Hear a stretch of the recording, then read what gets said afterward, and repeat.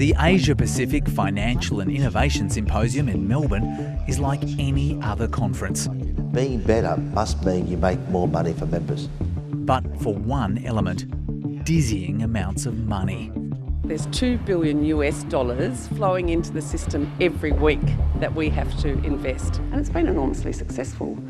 Our superannuation funds now hold more than $4 trillion worth of assets. That makes Australia one of the top investors in the world, but you can't... The chief executive of super peak body ASFA says its new study shows compulsory super is reducing the government's need to pay for the age pension. Unlike most developed economies in the world, Australia's portion and spending on the age pension is going down.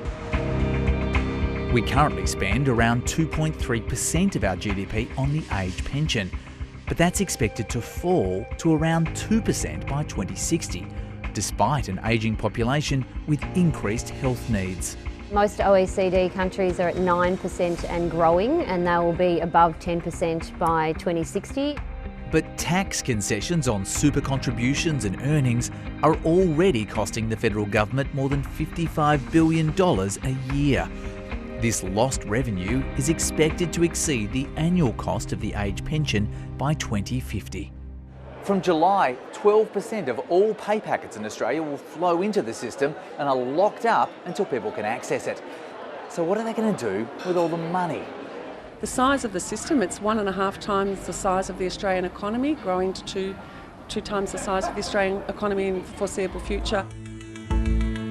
But the scale of super is raising concerns. The Reserve Bank is worried about the potential to make crises worse. The superannuation sector's significant growth, rising connectedness with banks and increasing footprint in financial markets creates new risks.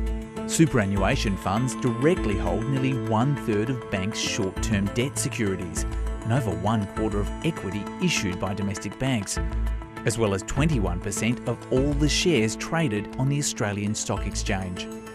During the COVID period, you did see some funds, experiencing withdrawals, and perhaps that did raise some questions around their liquidity at the time.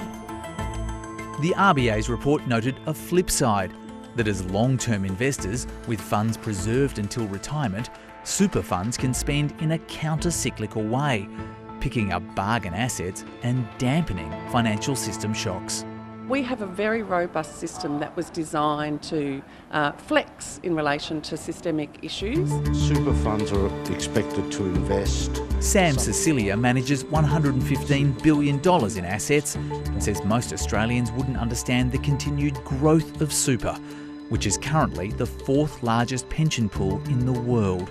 The Australian system is mandatory and it will surpass the UK and Canada within the next 5 to 7 years.